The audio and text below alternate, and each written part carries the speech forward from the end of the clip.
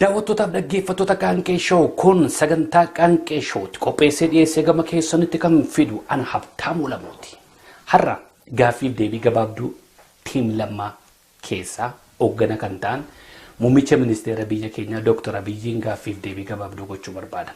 Kanas gaafa goonu keessaa waan baay'ee hubattu warri hicitiin tiim lammaa isiniin galle asirraa waa hubachuu dandeessu waan jedhuuf. Har'a gaa bishaan turraa olee yaa'a antaayinaasaa muummichi ministeera keenya Dr. Abiyyiin garuu dhaabbatanii haasa'u hojii biyya faranjii dudduubni caccabsee jira waan ta'eef baay'ee dhaabbachuu hin danda'u.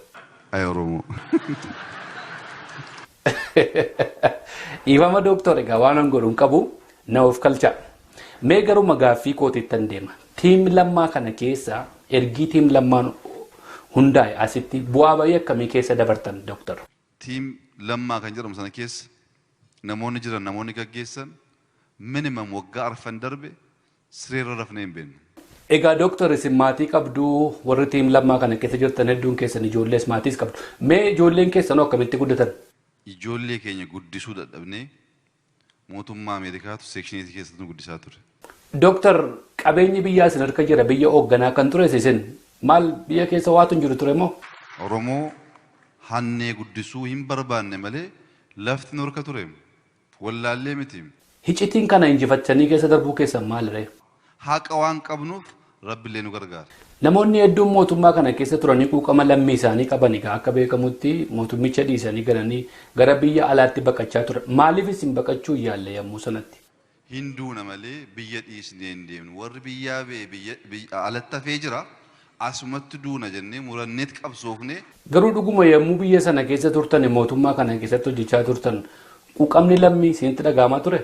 Quuqqaa keessan caalu qabna. Hayyee hedduu galatoomaa Dr. Mee kan isin hojjechaa jirtan dhaabni keessan OPDO'n amma OPD ta'ee jira.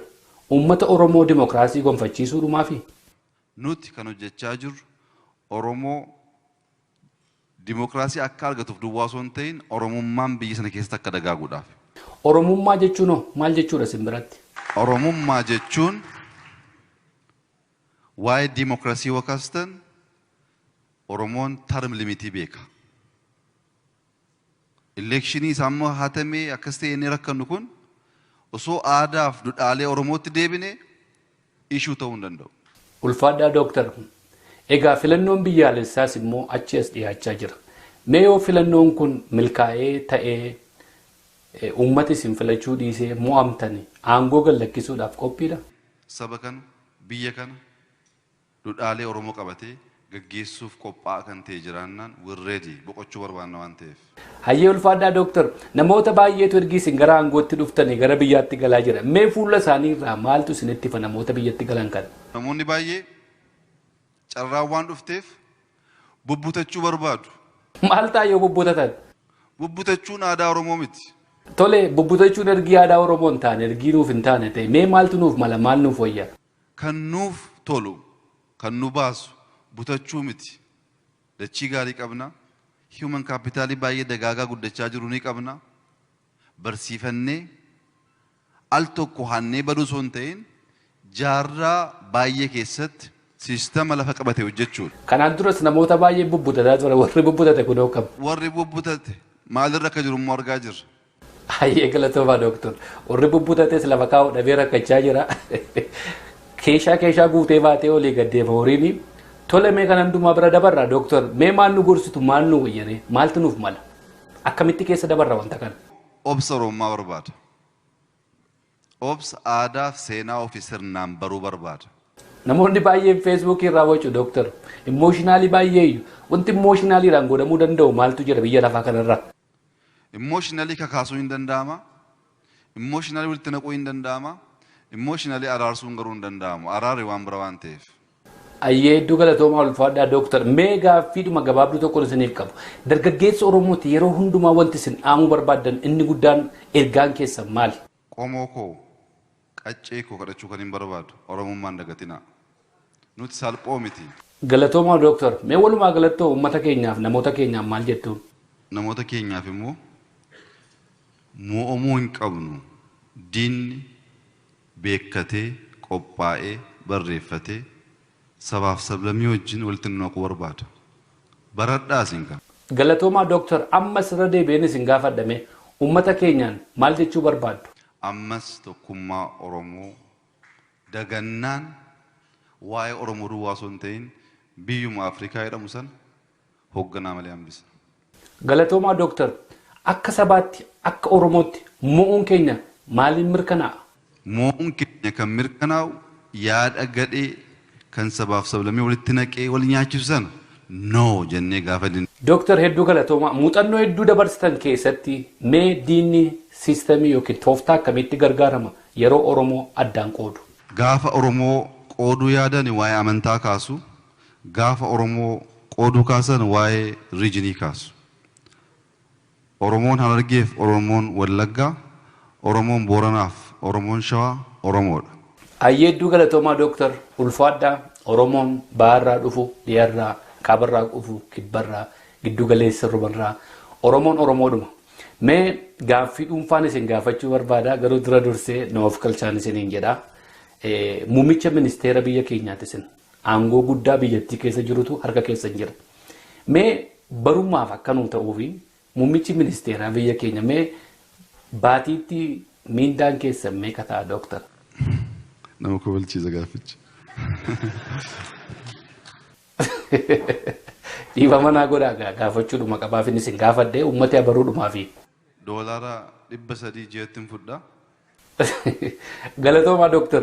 Egaan hamma dandeettii kootitti waan baay'ee gochuu yaalaa gara nan sirbasii gaaffiif deebiis naman godhaa waan gaggabaabduu akkasiis nan dhiyeessa.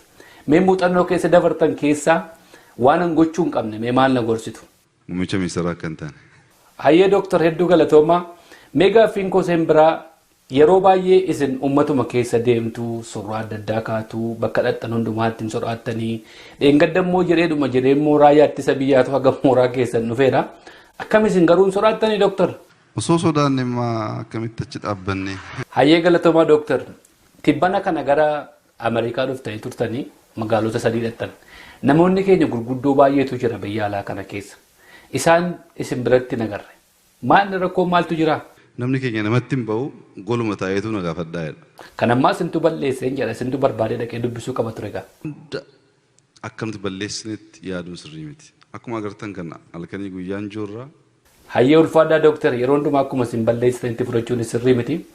Mee jijjiirama ergi gara aangootti dhuftanii fi amma gidduutti mee jireenyuma keessa irraa maaltu jira? Waggaa 2 dura Abiyyi Maadiyaatiin qabu.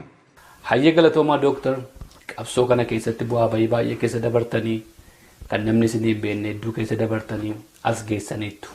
Har'agaa aangoon harka keessan jira.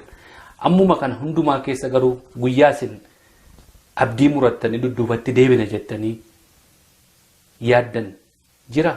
Oromoon moo'ee dhiisii mo'amee iyyuu ciisee hin beeku hin du'a malee.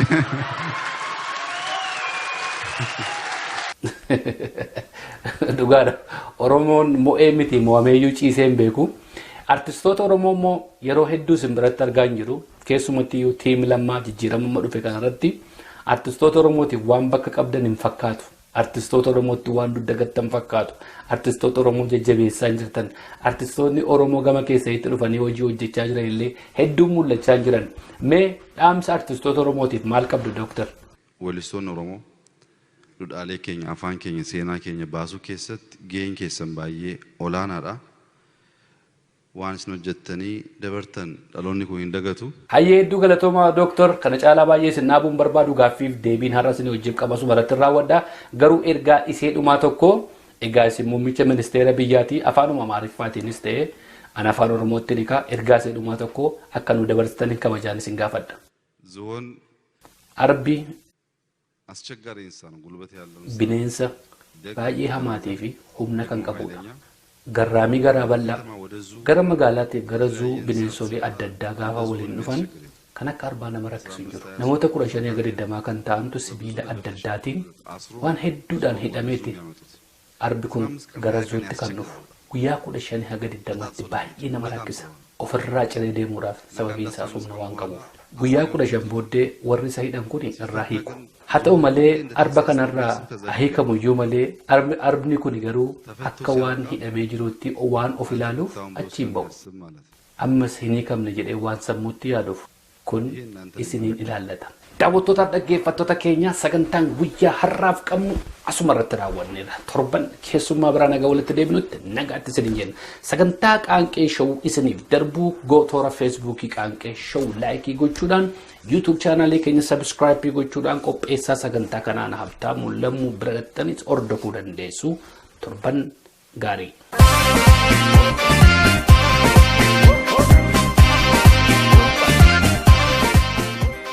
Qaanqee show.